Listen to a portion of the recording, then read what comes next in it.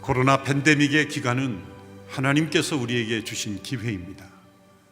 이런 엄청난 대가를 치르면서 우리가 변화되지 않는다면 우리 앞에 놓여 있는 하나님의 심판은 얼마나 클 것입니까? 우리가 지금 답답하고 또 많이 제한받는 이 어려운 이 상황이 하나님께서 주시는 기회요, 또 우리에게 주시는 소중한 선물임을 깨달을 때 이 상황은 속히 종결될 줄로 믿습니다. 이 코로나 팬데믹을 통하여 이제 제도적인 방역을 뛰어넘어 우리 모두가 함께 이 코로나와 함께 살아가는 생활 방역 시대가 되었습니다. 우리는 이러한 육신의 안전을 지키기 위한 이 모든 노력을 영적으로 적용하여 육신의 생명만이 아니라 영적 생명을 지키는 영적 생활 방역으로 우리는 적용해야 합니다. 그렇지 않으면 이 재난을 통과하는 영적 의미가 상실되고 도리어 우리는 이 세상이 주는 두려움, 그리고 이 모든 상황이 주는 이 상황에 휩쓸려 버리는 그리스도인이 되기가 쉽기 때문입니다. 느헤미야서를 우리가 함께 살펴보면서 오늘 이 시대에 이 말씀을 적용하고 또 이 코로나 시국에도 우리에게 주시는 하나님의 음성을 들어야 할 것입니다. 예루살렘 성벽 그 자체가 목적이 아니었습니다. 그것은 기본적인 방어시설에 불과했습니다. 성벽이 아무리 견고하게 세워졌다 할지라도 그 문을 누가 관리하는가, 누가 문을 열고 또 누가 그 문을 닫는가, 그 문지기를 누가 세우고 어떻게 훈련시키는가에 따라서 그 성벽은 요긴한 요새가 되기도 하고 또한 무용지물이 될 수도 있기 때문입니다. 결국 최고의 보안체계는 하나님을 경외하는 경건한 하나님의 사람들인 것입니다. 우리 개개인의 경건하고 신실하고 하나님 앞에 충성된 신앙과 인격이 곧 영적 방역체계의 가장 중요한 요새인 것입니다. 우리 사회 곳곳에서 침투하기 쉬운 영적 바이러스를 누가 차단할 것인가? 법과 제도만은 안 됩니다. 법 만능주의는 결코 세상을 바꿀 수가 없습니다. 수많은 법들을 쏟아내고 무섭게 처벌을 강화한다고 해서 세상이 달라질까요? 법도 필요합니다. 그러나 개개인의 가정마다 그리고 사회 곳곳에 경건한 하나님의 사람들이 도덕과 윤리를 바로 세우고 이 영적 생활 방역을 이루어갈 때 그 사회는 든든한 요새처럼 안전한 사회가 될 것입니다. 이런 의미에서 성벽이 완공된 후에 느헤미야의 행적은 매우 중요한 것입니다. 느헤미야는 성벽 재건 공사 이후에, 성공 이후에 백성들을 영적 생활 방역으로 이끌었다, 이렇게 말할 수가 있습니다. 성벽이 완공되었을 때 백성들은 기뻐하며 흥분했을 것입니다. 52일 만에 완공된 이 성벽을 바라보며 그들은 놀라워했고 하나님께 영광을 올려드렸습니다. 대적들이 두려워 떨었기 때문입니다. 이제 축하 잔치도 가지고 쉴 수 있는 여유가 찾아오게 되었습니다. 그러나 느헤미야는 전혀 긴장을 풀고 있지 않습니다. 52일 동안 가졌던, 매일매일 깨어 있었던 그 긴장을 조금도 풀지 않고 그 이후를 내다보며 준비하고 있습니다. 참된 지도자의 모습이죠. 지혜로운 지도자는 언제나 목표 그 너머를 바라봅니다. 성공 그 이후를 관리하는 지도자입니다. 성벽은 완성되었지만 대적들의 위협은 끝나지 않았기 때문입니다. 대적들의 목표는 성벽 재건을 방해하는 것만이 아니었습니다. 공동체를 파괴하는 것이고 결국 하나님을 대적하는 것이기 때문이었습니다. 느헤미야에 나오는 이 대적들의 세 이름을 우리는 기억합니다. 산발락과 도비아와 게셈. 그 중에 이 도비아라는 사람은 이름도 야로 끝나죠. 이 성경 인물의 야, 엘, 이런 것은 야는 여호와의 이름을 가져온 것이고 엘은 엘로힘 하나님의 이름을 가져온 거예요.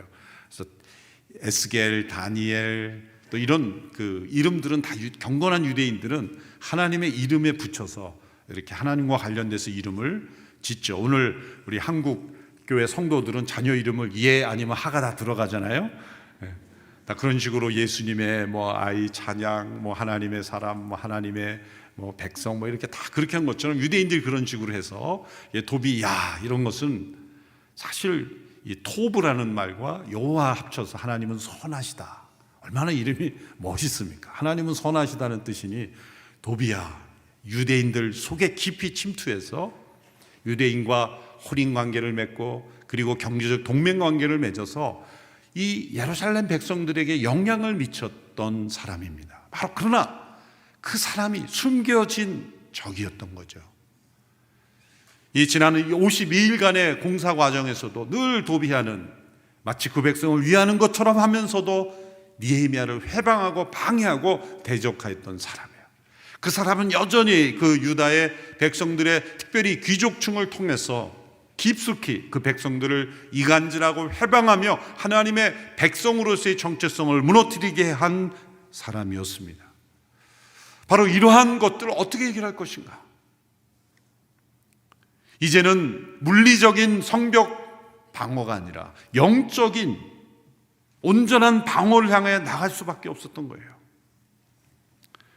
그래서 느헤미야는 성벽 재건 이후에 성벽 너머를 바라보며 심지어 자기 자신의 리더십 너머를 바라보며 준비하는 미래를 준비하는 그러한 일들을 작수했던 것입니다. 이것이 참된 지도자의 모습입니다. 하용조 목사님께서 남기신 여러 교훈, 조언 가운데 개인적으로 제가 들었던 말씀 중에 지금도 늘 마음에 두고 있는 한 문장이 있습니다. 이것은 단어 하나도 틀리지 않고 그대로 제가 옮겨놓은 것입니다. 리더십의 최고 절정은 자신이 없을 때 잘 되도록 해놓는 일이다. 자신이 맡았을 때 잘하는 것은 당연한 일이죠. 진정한 리더는 자신이 그 일을 내려놓았을 때도 잘 되도록 해놓는 것이다. 거기까지 바라볼 수 있어야 한다 라는 말씀을 남겨줬던 것을 저는 기억합니다. 느헤미야가 바로 그러했습니다. 자신이 총독으로 그 예루살렘을 성벽 재건을 이루고 성공을 이루고 자신이 위대한 지도자로서 존경받는 것이 목표가 아니라 시간이 흘러갈수록 이 예루살렘이 어떻게 하나님의 도시가 될 것인가를 내다보면서 이제 올바른 사람을 올바른 직임에 올바른 역할로 세우는 일에 그는 착수했던 것입니다. 그래서 성벽 완공 이후에 그는 사람을 세우는 일을 가장 먼저 합니다. 제일 먼저 세운 사람들이 성전을 관리하는 사람들입니다. 오늘 본문 1절 2절의 말씀입니다. 성벽을 건축하고 문짝들을 달고 나서 문지기와 노래하는 사람들과 레위 사람들을 임명했습니다.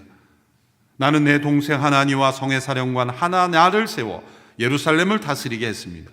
하나냐는 사람됨이 충직하고 많은 사람들보다 하나님을 더 경외하는 사람이었기 때문입니다. 그는 영적 생활 방역 체계를 세울 때 이 성전에서의 예배를 회복하는 일에 가장 우선 순위를 두었다는 것입니다. 여기에 문지기, 노래하는 자들, 레위 사람들, 문지기와 노래하는 사람도 다 레위 사람들입니다. 이것은 성전 회복에 초점을 둔 거죠. 성벽이 왜 필요했습니까? 단순한 안전만이 아닙니다. 예루살렘 성전에서의 하나님과의 관계를 회복하는 데 더 초점이 있는 겁니다. 성전은 이미 1차 포로 귀환 이후에 완성되었죠. 스룹바벨과 정치 지도자죠, 학개스가랴 선지자죠. 이 세 사람의 리더십이 하나가 되어서 16년 동안 방치됐던, 포로에서 귀환되었지만 16년 동안 방치되었던 성전이 완공이 되었어요. 그러나 그 성전에서의 제사가 곧바로 회복되지 않은 것은 성벽이 없으므로, 무너져 있으므로 늘 이 이방 민족의 침입, 또 백성들이 거주하지 않으므로 하나님께 드려지는 이 성전에서의 제사가 제대로 진행되지 않고 있었기 때문입니다. 바로 느헤미야는 그것부터 출발한 거예요. 여기서 영적 생활 방역의 첫 번째 중요한 원칙이 적용될 수 있습니다. 그것은 생활 예배자로 우리가 서 있는 것입니다. 정기적인 예배는 물론이거니와 개인 생활 예배까지 이르러 예배자로 서 있는 것. 만일 이러한 예배가 회복되지 않으면 그것은 이러한 시대에 마스크 없이 돌아다니는 겁니다. 많은 사람을 만나며 손을 씻지도 않는 것입니다. 얼마나 위험한 일입니까? 방역의 중요한 원칙은 바이러스 차단입니다. 그러나 불가피하게 혹 감염될지라도 면역력이 높으면 이겨낼 수 있는 거죠. 확진자 수보다, 확진되어도 사망자 수보다 완치자가 훨씬 많은 것은 면역력 때문이죠. 물론 의료의 도움도 있겠지만 면역력이 그만큼 중요한 거예요. 우리가 이 영적 바이러스에서 이겨내고 승리하기 위해서 가장 중요한 면역력은 개인 생활 예배예요. 우리의 생활 곳곳에서 때마다 하나님과 나만이 하는 개인 예배. 영상으로 설교를 시청하는 것만으로는 예배가 될 수 없어요. 또 예배 자체도 영상으로 시청하는 것을 예배로 대체해서는 안 돼요. 시청 자체가 하면 안 된다는 게 아니라 영상으로 예배를 시청하지만 나도 예배자가 되어야 되는 거예요. 또 큐티를 통한 개인 예배도 너무 중요한 것입니다. 지금 성벽이 재건되고 성전이 완성되고 성벽이 재건됨으로 결국 초점은 백성들을 예배자로 회복시키는 것이었기 때문입니다. 이 코로나 이 시국을 우리가 지나면서 어떻게 보면 양극화가 될 거예요. 더 간절한 하나님 앞에 예배드리는 성도가 있는 반면에 예배를 잃어버린 성도들이 있을 수 있습니다. 매우 위험한 거죠. 공예배, 몸을 움직여 함께 참여하던 습관도 잃어버리고 개인적으로 하나님 앞에 예배드리는 예배의 생활도 잃어버린다면 얼마나 위험한 바이러스에 노출되겠습니까? 우리가 예배 생활이 우리의 습관 속에 예배가 들어있다는 것은 엄청난 영적 면역력을 가져오는 거예요. 세상의 유혹을 받을 때 어디선가 읽고 들었던 하나님의 말씀이 튀어나오는 것, 이 면역력이에요. 우리의 마음속에 기쁜 일이 있을 때 찬양이 흘러나오는 것, 이 영적 면역력입니다. 영적 면역력이 약화되면 반드시 악한 영적 바이러스에 의하여 공격을 받게 되어 있습니다. 이제 느헤미야는 레위인들을 통해 이 성전에서의 예배가 회복되도록 이끈 이후에 이제 사회 질서를 바로잡습니다. 그것을 위해 두 사람을 세우죠. 행정 책임자로서는 자신의 동생인 하나나를 세우고 하나니를 세우고 군사 책임자로서는 하나야를 세웁니다. 자신의 동생을 행정 책임자로 세운 것을 오늘 이 시대의 정치 비평적인 시각에서 보면 인척관계 비리가 아닌가 이렇게 생각할 수도 있죠. 심지어 성경학자들 가운데도 이 부분을 집요하게 비판하면서 결국 느헤미야도 어쩔 수 없다 이렇게 비판하는 사람도 있습니다. 그러나 하나니가 누구인지를 우리는 성경을 통해 잘 살펴볼 필요가 있어요. 하나니가 처음 느헤미야 언제 나왔습니까? 1장에 나옵니다. 1장 어느 부분에 나오죠? 지금 7장인데 이제 1장은 다 잊어버리셨습니까? 하나니가 언제 나오죠? 느헤미야에게 소식을 전해준 사람이 하나니 아닙니까? 느헤미야가 하나니로부터 이 소식을 듣고 주저앉아 슬피 울며 금식하며 기도했습니다. 그 사람이 동생인 거예요. 하나니가 우연히 페르시아를 여행하다가 느헤미야를 만난 게 아닙니다. 이것은 임무를 가지고 페르시아에 간 겁니다. 임무를 가지고 이 예루살렘의 처참한 형편을 알리고 형의 도움을 받기 위해서 예루살렘의 대표적인 자격을 가지고 간 겁니다. 그러니까 하나님은 이미 그때에도 예루살렘의 지도적인 위치에 있었다는 것이죠. 또 그 하나니가 성벽 재건의 그 기간 동안 어떤 모습을 보였는지 두 구절에 우리에게 힌트를 줍니다. 4장 23절을 보십시오. 나는 느헤미야죠. 내 형제도 하나니입니다. 하나님. 내 부하도 나와 함께 경비하는 사람도 옷을 벗지 않았고 각자 무기를 갖고 있으며 심지어 물 마시러 갈 때도 그렇게 했습니다. 항상 무기를 들고 그리고 옷을 벗지 않고 공사한 거예요. 헌신적으로 수고했다는 거죠. 또 5장 14절에 보면 느헤미야가 총독으로 12년 동안 일하는데 마땅히 받을 수 있는 사례를 받지 않고 봉사했다고 그랬어요. 나는 유다 땅 총독으로 임명되던 해 곧 아닥사스다 왕 20년부터 32년까지 12년 동안 총독으로 있었지만 나와 내 형제들은 총독의 몫으로 나오는 녹수를 먹지 않았습니다. 지도자가 무보수로 봉사했다는 것인데 하나니도 그렇게 했다는 거예요. 이 느헤미야와 하나니가 이렇게 무보수로 나라를 위해서 헌신적으로 일한 사람들이었다는 것, 자격이 있지 않습니까? 동생이라고 해서 이것을 인척관계 비리라고 매도할 수는 없습니다. 그러나 느헤미야를 기술할 때, 이 설을 기록할 때 느헤미야가 동생에 대한 칭찬은 언급하지 않습니다. 우리가 이렇게 발견할 뿐이죠. 그러나 하나냐라는 이 군사 책임자로 세운 사람에 대해서는 칭찬을 기록해서 2절에 보십시오. 나는 내 동생 하나니와 성의 사령관 하나냐를 세워 예루살렘을 다스리게 했습니다. 하나냐는 사람됨이 충직하고 많은 사람들보다 하나님을 더 경외하는 사람이었기 때문입니다. 이 하나냐는 영문의 관원이었습니다. 영문이라는 건 군대 용어로 아웃포스트, OP라 그래요. 초소입니다. 작은 초소를 지켰던 그를 전체 책임자로 임명한 거예요. 작은 일에 충성한 자를 더 많은 일을 맡기는 것이 하나님의 법칙이죠.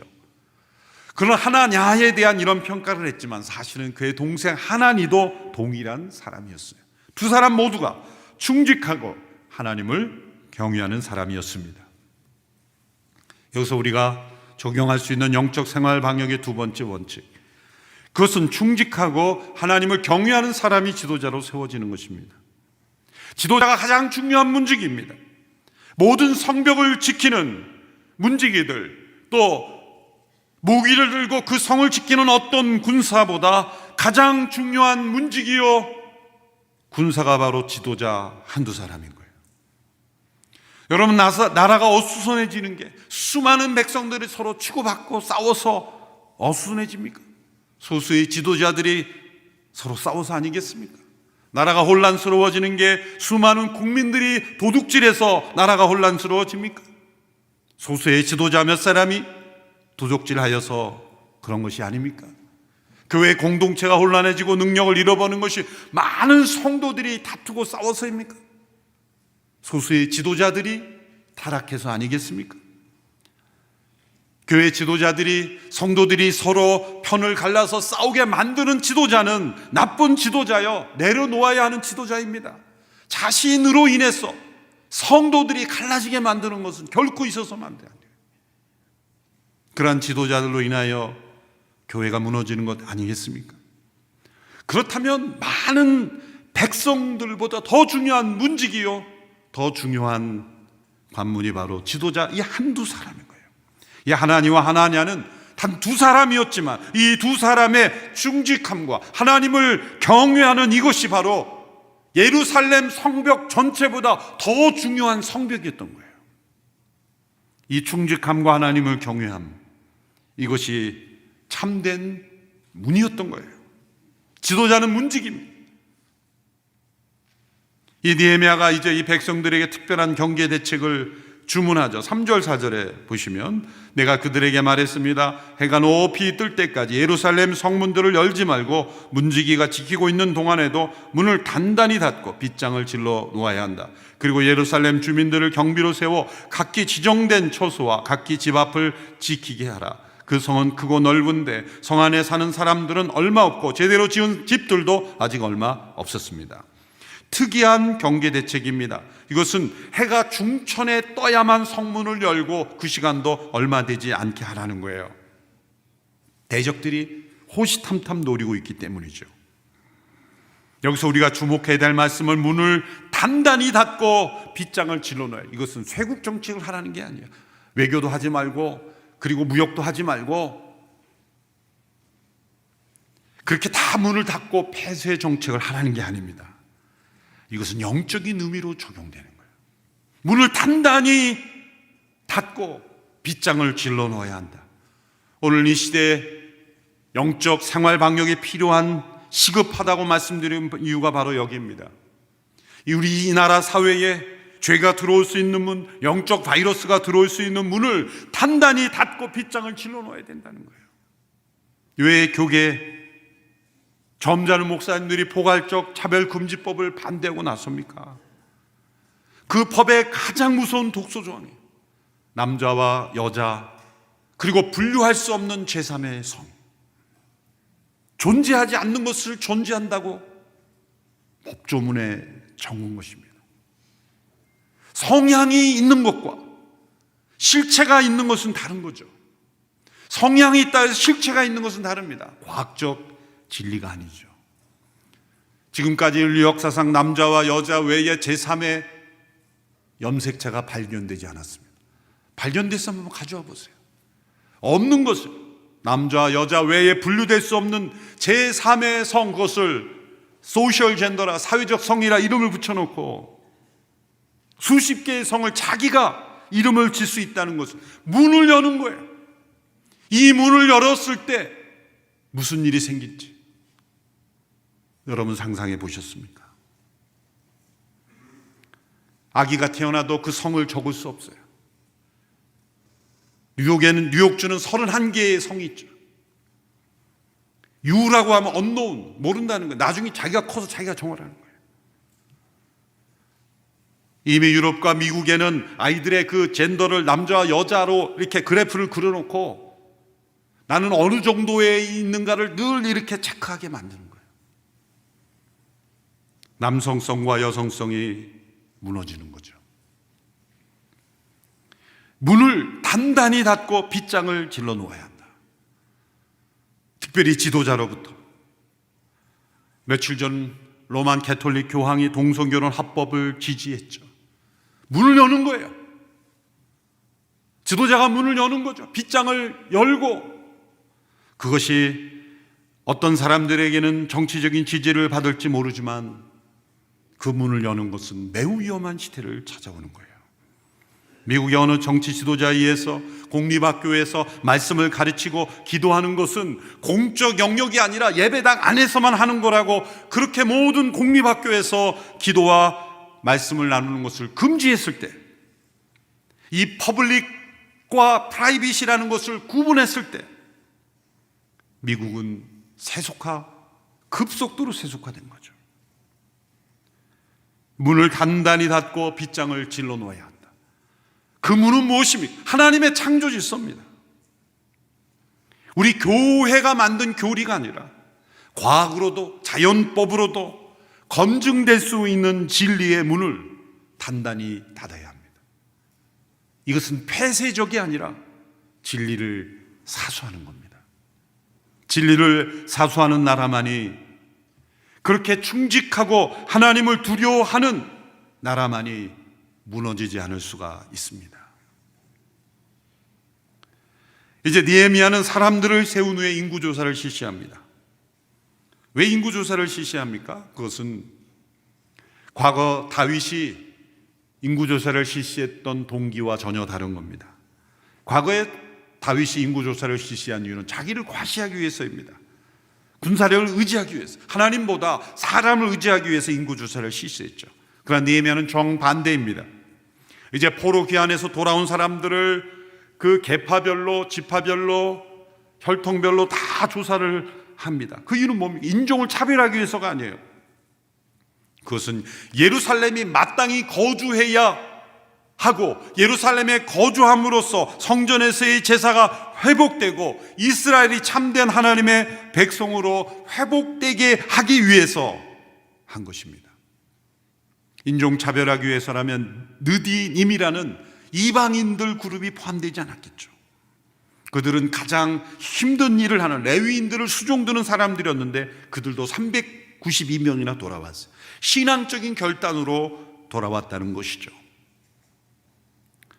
이러한 인구조사의 작업을 통해서 우리에게 적용되어야 될 영적 방역의 세 번째 원칙은 영적 공동체 이론으로 속하여 있는 거예요.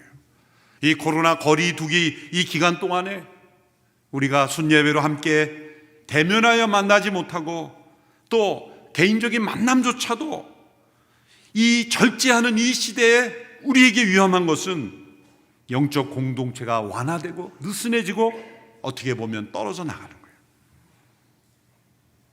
그것이 매우 위험합니다. 시급합니다. 이 코로나 팬데믹에서 거리두기가 미덕이 되는 이 시대 속에 우리가 속을 수 있어요. 가까웠던 성도로부터 전화하는 것도 무슨 감염이 됩니까? 무선 전화를 통해 감염됐다는 통계는 한 번도 나오지 않았어요. 우리가 만나지 못하지만 그 이상으로 안부를 묻고 서로 화상으로 교제하고 서로를 위해서 기도하고 사랑과 선행을 격려하는 이 영적 공동체에 더 가까이 속하는 것, 그것이 영적 생활 방역에 시급한 이유입니다. 우리의 자녀들도 돌보기 위해서 우리 교사분들이 계속 화상으로 전화하고 애쓰고 있어요. 저희 딸도 교사를 해서 청소년들 전화 신방을 열심히 하더라고요. 근데 청소년들하고 스케줄 잡기가 그렇게 어렵대요. 그렇게 아이들이 바쁜 거예요. 그래도 교사들이 그렇게 애쓰고 노력하는 것을 우리가 더 지원해주고, 영적 생활 방역의 가장 중요한 것은 공동체예요. 여러분, 한국교회 많은 목회자들 가운데 목회를 잘하다가 쓰러지고 시험에 들고 그런 목회자들이 간혹 있죠. 공통적인 특징, 그것은 서로를 붙잡아 줄 수 있는 공동체가 없던 사람들이었다는 거예요. 그저 나 홀로 존재하던 목회자들이 가장 위험했다는 거예요. 함께 격려하고 기도하고 관계를 형성하고 그 목회자도 공동체가 필요한 거예요. 근데 성도들과 다 속해 살 수는 없어요. 근데 목회자들의 공동체, 서로 고민도 나누고 아픔도 나누고 그럴 수 있는 공동체. 과거에 하용조 목사님과 교제를 깊이 나눴던 목사님들이 계시지 않습니까? 옥하는 목사님, 홍정일 목사님, 이동원 목사님. 제가 비서실 때 한 목사님이 그분들과 이렇게 미팅을 어레인지 하라 그래서 비서실에서 이렇게 연락하면 금방 이렇게 작속이 잡혀요. 그래서 목사님께 목사님 다들 바쁘신 목사님들인데 어떻게 이렇게 약속이 금방 잡힙니까? 그랬더니 목사님 막 웃으시면서 너가 그 비밀을 모르는구나. 사람들이 바쁘다는 거 다 거짓말이야. 만나고 싶은 사람은 언제나 시간이 있는 법이야. 만나기 싫으니까 바쁘다, 시간이 없다, 일이 많다 그러지, 만나고 싶은 사람은 언제나 시간이 있는 거예요. 여러분, 맞는 말씀이죠? 네.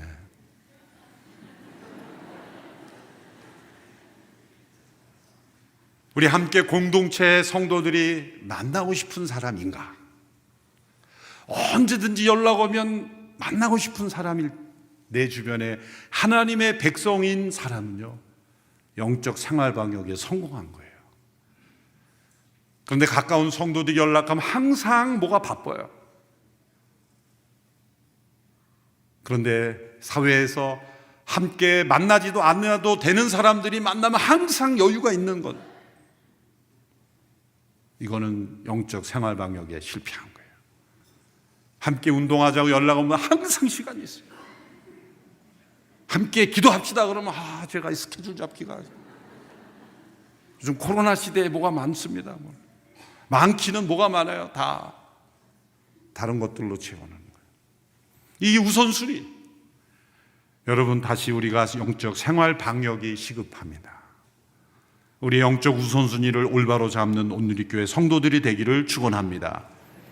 하나님께 정말 중요한 것은 성벽이 아니라 결국 사람들이었어요. 성벽 재건을 통해 백성들을 세우는 것이었어요. 느헤미야가 성벽을 완성하는 것으로 마치지 않고 더 나아가 공동체를 세워갈 때 세 가지 중요한, 예배자들을 세우는 것, 그리고 지도자들을 세우는 것, 그리고 더 나아가 공동체를 바로 세우는 것. 이 세 가지가 나의 삶 속에, 우리의 삶 속에 있을 때 영적 생활 방역이 이루어져서 어떠한 대적도 틈타지 못하는, 특별히 이 대한민국이, 한국교회가 영적 생활 방역에 승리하는 하나님의 백성이 될 줄로 믿습니다. 우리가 함께 불렀던 하나님의 그늘 아래, 이 찬양을 부르고 마치겠습니다. 하나님의 그늘 아래 이 나라 민족을 지켜주시고 하나님의 사랑으로, 하나님의 진리로 자유케 하여 주옵소서. 이 찬양을 부를 때 하나님 이 나라 민족의 영적 성벽이 다시 세워지게 하옵소서. 함께 기도하는 마음으로 찬양하겠습니다.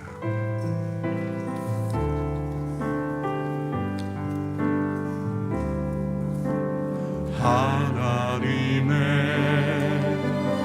그늘 아래 내 모든 것 다 내려놓고 나 잠잠히 주를 묵상하네.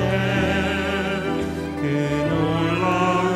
놀라우신 은혜를 끝이 없는 주의 사랑 강물 되어 흘러 내 영혼을 자유함 주시네. 날 새롭게 하시네.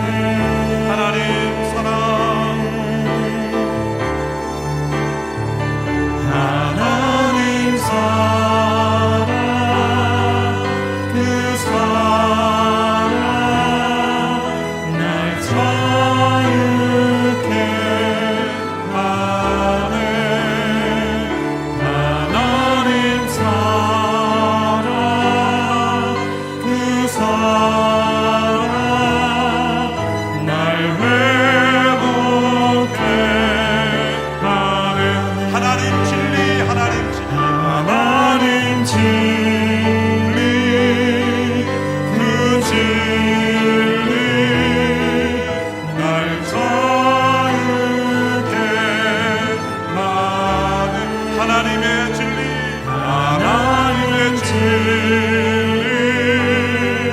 그 진리 날 회복케 하네. 하나님 아버지, 육신의 생명을 지키고 돌보기 위하여 애쓰고 노력하는 이 모든 수고에 몇백 분의 1만 우리가 영적 생활에 적용했더라도 우리의 삶은 하나님 보시기에 더 합당한 삶이 되었을 줄로 생각합니다. 영적 생활 방역을 이루는 저희들이 되게 하여 주옵소서. 참된 예배가 회복되고 이 땅에 참된 지도자가 세워지고 참된 공동체가 우리를 통해 이루어지게 하옵소서. 이 나라 민족의 참된 성벽이 재건되게 하여 주옵소서. 예수님의 이름으로 기도하옵나이다. 아멘.